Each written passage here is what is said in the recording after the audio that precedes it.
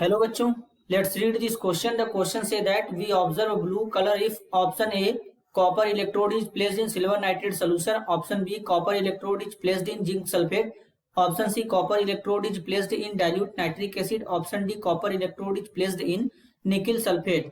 First of all, key concept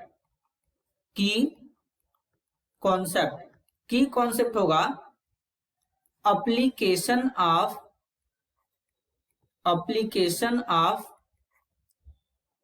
electrochemical series. तो सबसे पहले बच्चों ऑप्शन नंबर ए को समझेंगे। बेसिकली जो कॉपर इलेक्ट्रोड है इसको सिल्वर नाइट्रेट सोल्यूशन में प्लेस करना है, मतलब रखना है। तो बेसिकली जो कॉपर है इस तरीके से कॉपर लेंगे, सिल्वर नाइट्रेट का सोल्यूशन लेंगे AgNO3। तो बेसिकली यहाँ पे क्या होगा, कॉपर का रिएक्टिविटी सिल्वर से ज्यादा होता है, तो इस केस में सिल्वर को कॉपर उसके सॉल्यूशन से डिस्प्लेस कर देगा, तो सिल्वर हमारा बाहर चला जाएगा और बन जाएगा कॉपर नाइट्रेट। क्या बनेगा बच्चों, कॉपर नाइट्रेट बन जाएगा और सिल्वर बाहर चला जाएगा।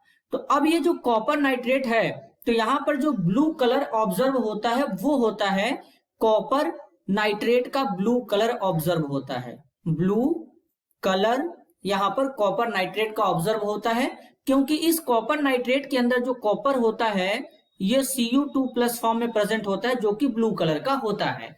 तो ऑप्शन ए जो है वो करेक्ट है, इसमें ब्लू कलर ऑब्जर्व होगा।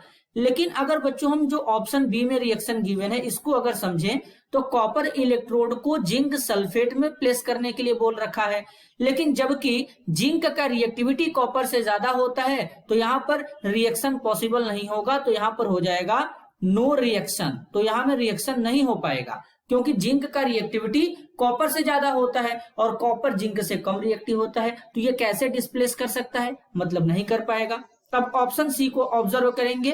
बेसिकली बच्चों यहाँ पे क्या है, कॉपर है, कॉपर का रिएक्शन हम लोग क्या करेंगे, डाइल्यूट नाइट्रिक एसिड के साथ कराएंगे। तो बेसिकली HNO3 लेंगे और ये जो नाइट्रिक एसिड रहेगा ये कैसा रहेगा, डाइल्यूट रहेगा। तो यहाँ पे क्या हो जाएगा, कॉपर मेटल हमारा इस तरीके से क्या करेगा, कॉपर नाइट्रेट का फिर से फॉर्मेशन कर देगा और साथ में यहां पर वाटर बन जाएगा और बाई प्रोडक्ट हमारा NO बन जाएगा। तो यहां पर भी हमारा कॉपर नाइट्रेट बन रहा है, तो कॉपर नाइट्रेट के कारण जो ब्लू कलर ऑब्जर्व होगा वो यहां भी हमारा ब्लू कलर जो है वो ऑब्जर्व हो जाएगा। तो इस तरीके से रिएक्शन प्रोसीड हो जाएगा।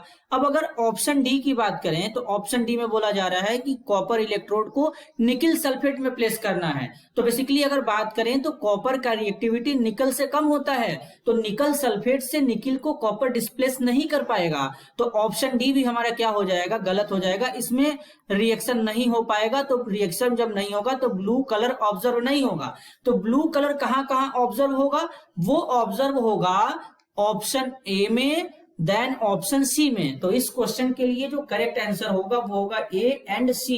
This is your answer. I hope you understood it well. All the best.